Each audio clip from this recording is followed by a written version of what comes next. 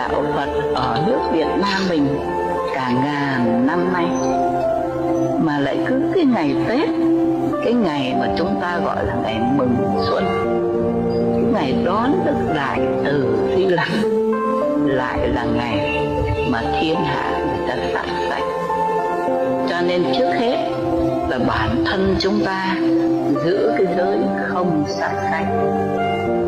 Sau nữa giáo hóa cho bà con trong gia đình, ít nhất thôi thì cũng lấy cái ngày Tết, chúng ta đừng vì miếng ăn, đừng vì cái chuyện đãi khách mà chúng ta cam tâm làm cái việc gây oán, kết một cái hận truyền kiếp lâu dài. Chúng ta cần phải bảo vệ sự bình an cho gia đình.